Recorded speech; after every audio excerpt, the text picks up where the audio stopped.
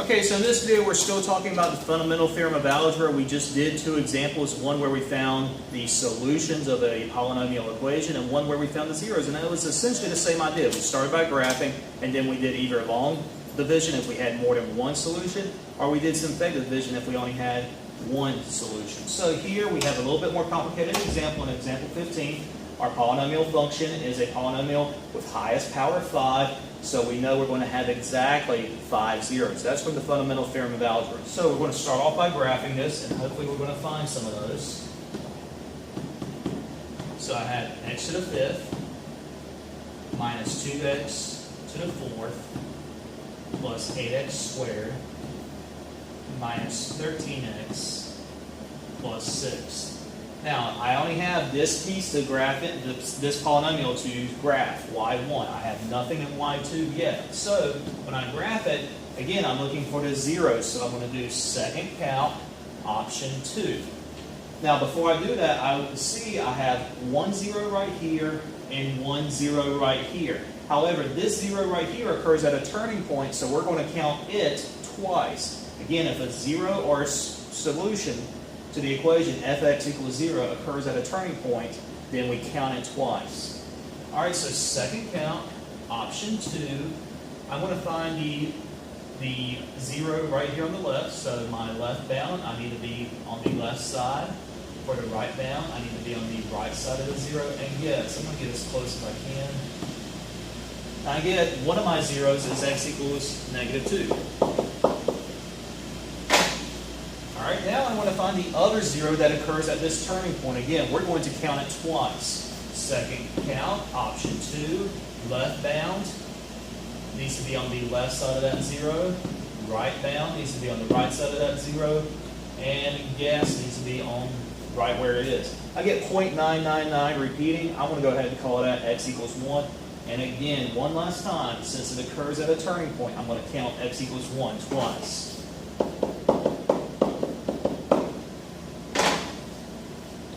Okay, so I know from the fundamental theorem of algebra I'm supposed to find all the zeros, and there's going to be a total of 5 because my highest power is 5. I've already got 3 of them. That's great.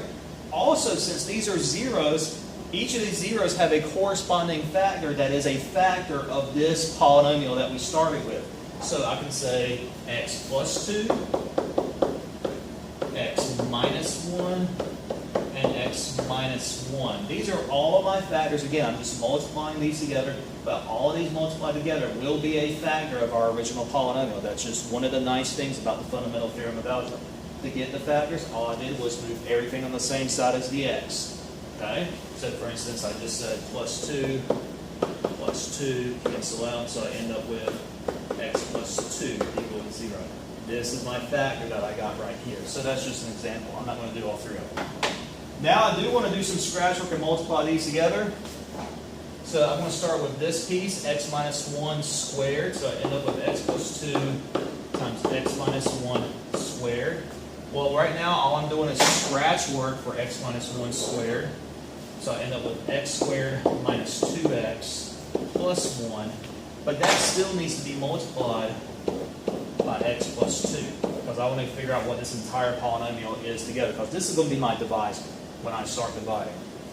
Alright, so I'm going to use the box. It doesn't really matter how you turn your box. You can turn yours horizontal like me, or you can turn yours vertical if you prefer. But it needs 6 squares, so I've got 3 piece by 2 piece, so x plus 2, and then x squared minus 2x plus 1. Start multiplying together. I get x cubed, negative 2x squared, x, 2x squared, negative 4x, and then positive 2. Okay? So now I want to just combine like terms. I have x cubed, 2x squared and negative 2x squared are going to cancel out. But since I know this is going to be my divisor, I'm going to go ahead and represent that with a 0 placeholder. So plus 0x squared minus 3x, and then positive 2. Okay, you have to have this 0 placeholder for this to work. Okay, well, this is my divisor. Now I'm ready to start setting up my long division. The reason why I'm using long division is because I had, by graphing, I found more than one zero, so I had more than one factor I'm working with. If you only have one zero or one solution, then you do synthetic division. More than one, you have to do long division. What I'm going to do now is start writing in my polynomial that was given to me. Remember, if you're missing a piece, for instance, I'm missing x cubes, I have to represent the x cubes with a zero placeholder. Otherwise, it will not work. So I have x to the fifth minus 2x to the fourth plus 0x cubed plus 8x squared minus 13x plus 6. Again, this is my divisor, this is my dividend. What I'm looking for is the quotient, so I'm going to start dividing. To start dividing, I'm going to look at how many times will x cubed go into x to the fifth. It'll go in x squared times. X squared times x cubed is x to the fifth. Again, I know I'm doing everything correctly so far because these two pieces match, so I'm going to keep multiplying. X squared times 0x squared is 0. X cubed will go into negative 2x to the fourth. Sorry, I started multiplying. I had a brain fart. Sorry, I got it back together now. 0x squared times x squared is 0x to the fourth. X squared times negative 3x is negative 3x cubed. X squared times 2 is 2x squared. Now that I have everything multiplied out, I'm going to start subtracting. As always, the first pieces, if you did it correctly, should cancel out. So I have negative 2x to the fourth minus 0x to the fourth. Let's just say it's the same. 0x cubed minus negative 3x cubed, so I have plus 3x cubed. 8x squared minus 2x squared is 6x squared. And we start bringing the other pieces down. So negative 13x plus 6.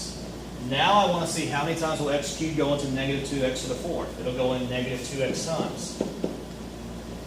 Alright, so negative 2x times negative 2x times x cubed is negative 2x to the fourth. Everything matches, so that's good. Negative 2x times 0x squared is 0x cubed. Negative 2x times negative 3x is positive 6x squared. And negative 2x times positive 2 is negative 4x. Now start subtracting again. As always, the first pieces should cancel out. 3x minus 0x cubed is going to be 3x cubed. 6x squared minus 6x squared actually cancels out, so I have 0x squared. Again, I'm using a 0 placeholder to represent that. Negative 13x minus negative 4x, so we actually have negative 13 plus 4, so that's going to be 9x. And then we have 6 just falls down. Alright, so now we're almost finished with the process. We want to see how many times will x cubed go into 3x cubed. It'll actually go in 3 times. And we want to start multiplying again. So 3 times x cubed is 3x cubed. 3 times 0x squared is 0x squared. 3 times negative 3x is negative 9x. And then 3 times 2 is positive 6. Okay, and this actually should be a positive. I missed that. So, actually, I was right. It was supposed to be a negative right here. Sorry, again. Made a tiny little mistake up here. Negative 13x minus negative 4x is going to be negative 9x right here, so I fixed that. So everything's good again. That's the problem with long division. You got so much stuff going on, it's very easy to make a mistake. So if you find one, fix it, go back, no big deal. Now we're ready to move forward. 3x cubed minus 3x cubed, as always, that cancels out. Hey, but 0x squared minus 0x squared, that cancels out. Negative 9x minus negative 9x, that'll cancel out. And then 6 minus 6, that'll cancel out. So I end up with a remainder of 0, which makes sense because our divisor is a factor of our original polynomial. So everything's working out the way it's supposed to. Again, this is our quotient. And I want to set it equal to 0. y1 y2. I want to try graphing. Hopefully graphing is going to work and give me my remaining two zeros, or at least one of them. If not, I'm going to have to do a little bit of algebra by hand. So what I'm going to do now is go to y equals, like we've done before, x squared minus 2x plus 3, and y2 we're going to put a 0. Graph it, but y equals 0 is the x-axis. There's no points of intersection.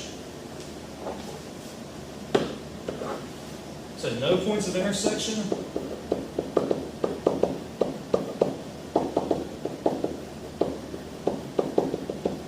Means no real solution, which means we're going to have complex answers.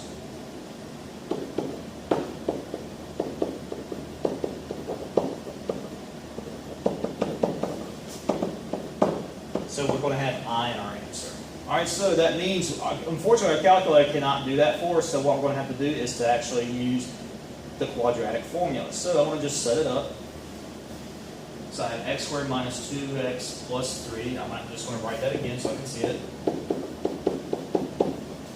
And that was equal to 0. I'm going to use the quadratic formula.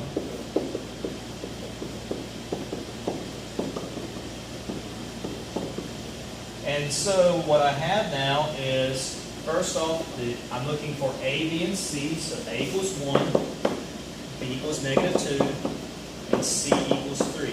Again, we've done quadratic formula before. If you need an assistance with that or a refresher, go back and rewatch that video. We'll be here when you come back. So I know the quadratic formula is x equals -b plus or minus the square root of b squared minus 4ac all over 2a. Now I'm just going to start plugging in what I know. So x equals -2 plus or minus the square root of -2 squared minus 4ac all over 2a. Now notice that when I plug in a negative number, it goes in parentheses. It has to for this to work. If you do not put this negative number in parentheses when you plug it in, try to use your calculator, it's going to come out wrong. What I'm going to do now is just use my calculator to figure out what number is underneath the square root. I'm not hitting the square root key yet. I'm just figuring out what number goes underneath there. So on my main screen, I've got -2 squared minus 4 times 1 times 3. I get -8.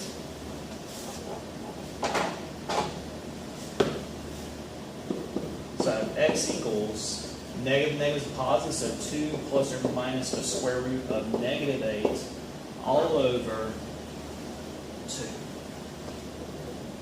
Okay, well, if I keep simplifying, I now see a square root of a negative number.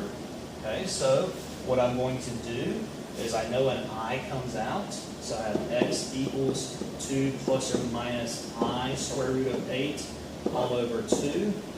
And I want to do a little bit of scratch work. Again, this is something you should have done. First off, don't drop your pencil. What you should have done in Math 2, you should have figured out how to simplify square root of 8. So square root of 8, I'm just doing a factory. It's even, so I know 2 times 4 and 2 times 2. I'm looking for 2 of a kind since the index is 2. So that means 2 gets to come out. So I can rewrite this. That was just scratch work. So x equals 2 plus or minus 2i square root of 2 all over 2. Now I'm going to simplify a little bit more. X equals 2 divided by 2 is 1. 2 divided by 2 is 1. So 1i square root of 2. All right, well, that's my final answer. I can either leave it like this or I can split up. So x equals 1 plus I square root of 2. X equals 1 minus I square root of 2.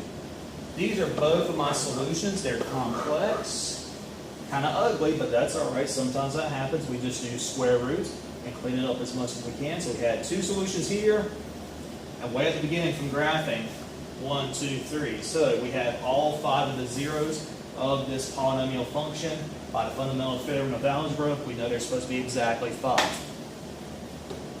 All right, and in the example that we just did, we saw that 1 plus square root of 2 and 1 minus square root of 2. 1 plus I square root of 2 and 1 minus I square root of 2 are called complex conjugates. Remember a complex conjugate? You should have talked about this in Math 2. If not, essentially what it is you have The first number stays the same. The second number is essentially the same. The only difference is you change the sign in between. Those are complex conjugates. When you have complex zeros, essentially what we just found, 1 plus I squared root 2, 1 minus I squared root 2, they're always going to come in conjugate pairs. So if you know one of them, you automatically get the other one. You just got to take the complex conjugate. So it's like a buy one, get one free. So if A plus BI is a 0, then its complex conjugate, A minus BI, must also be a 0. And that's just rule. That's it for this video. Again, long division is tough. Go back and get a refresher. If you need help, let me know.